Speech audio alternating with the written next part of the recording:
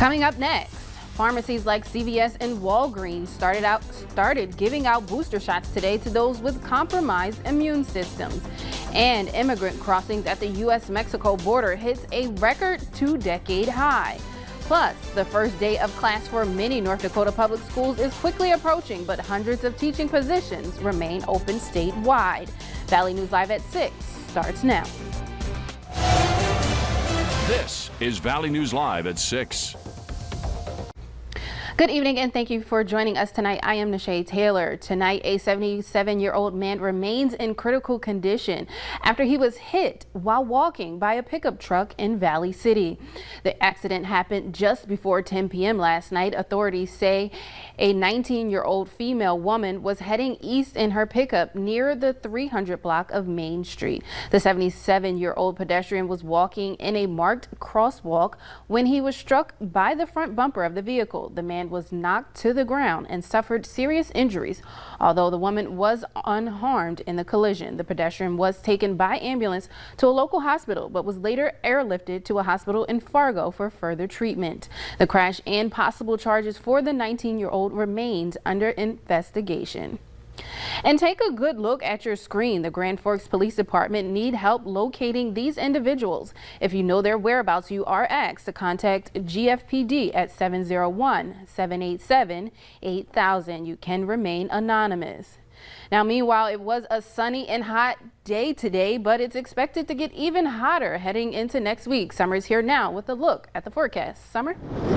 Yeah, Nisha, we kind of were taken by surprise at just how hot we did get for today, but our soils are just so dry. The southerly wind gave us a boost in our temperatures, and of course the sunshine was welcomed as well. But here's a look at the high temperatures across the valley today.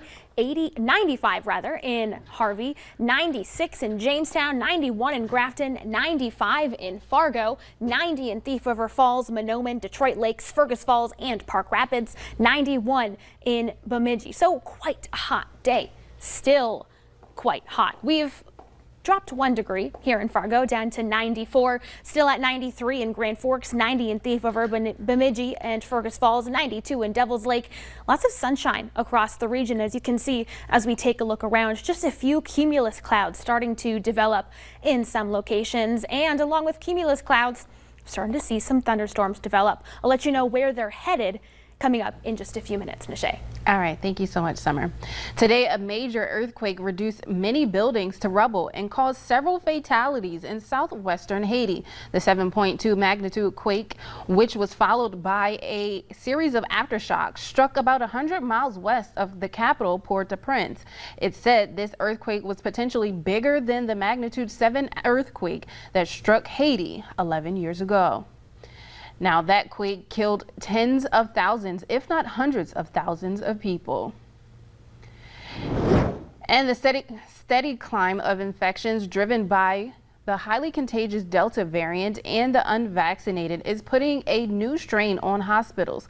The increase comes as the 7-day case count stands at more than 116,000. Here's the latest.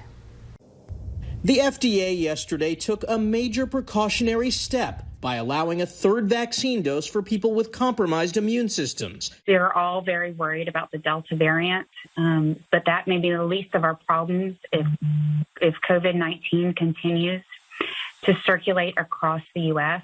Already, there are public health emergencies throughout the country. There are no signs that things are not going to get worse. The dire prediction comes from Franklin, Indiana, where Dr. David Dunkel is CEO of Johnson Memorial. We're full. We're on diversion again today. Same at Atlanta's Grady Memorial Hospital, the city's only level 1 trauma center. You will have patients waiting in the hallway. On June 20th, there were 7 COVID patients. Today, 103.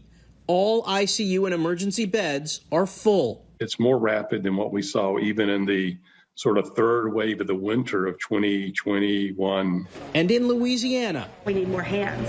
So I've gone in and done everything from pulling meds. I was giving bed baths on Sunday, emptying trash cans, changing sheets. We do not want a mask mandate. The noise against school safety requirements was again loud this week. It's ridiculous. Here, pro and anti-mask parents faced off in Michigan. But one Georgia school sent home every fifth grader after an outbreak. 1,000 Florida students were sent home in a single county. In another, 3 teachers died of COVID within 24 hours. Friday the 13th has never been so frightening. Even Hawaii isn't able to ward off a surge of cases. It is real, it is terrifying, and tragically, it's preventable. Today, the Department of Health is reporting more people infected with COVID-19 in Hawaii than any other day since the pandemic began. Today was the first day CVS pharmacies started giving a third dose of the Pfizer and Moderna COVID-19 vaccine to immunocompromised people. The drugstore chain says people will be able to schedule vaccination appointments on their website. A spokesperson said people will be required to provide proof of their eligibility during the scheduling process and when they get the third dose.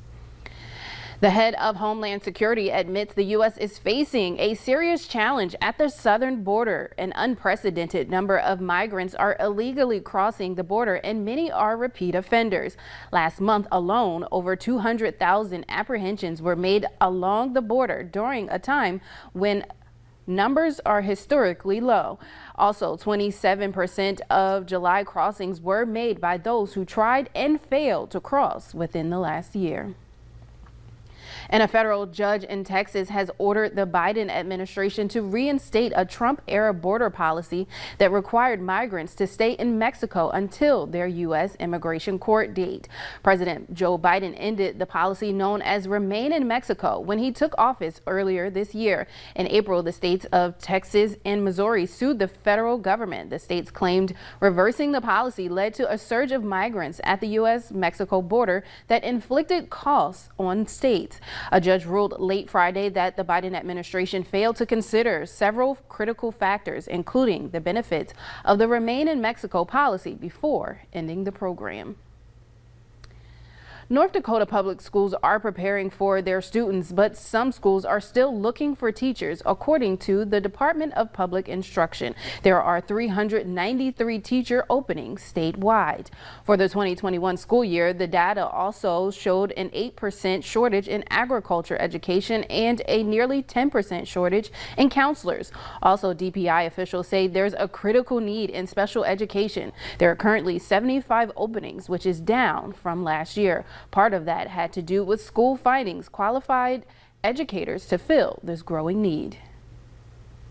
The more intervention we have in our schools, our MTSS, the sooner we're identifying kids. When we diagnose, we put those students on the IEP, they move through the system in elementary school, which would mean we'd have to hire more elementary teachers to teach those students. In order to help schools in the short term, many teachers have come out of retirement. And today, Pride festivities kicked off with the annual Pride in the Park event at Island Park. Hundreds of people came out to celebrate the acknowledgement of achievements and progress made by the local LGBTQ+ community.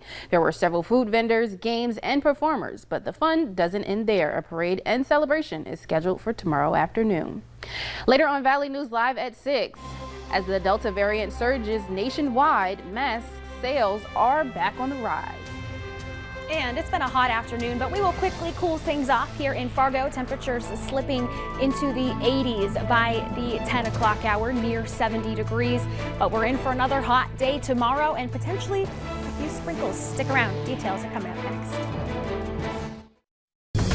This is Valley News Live.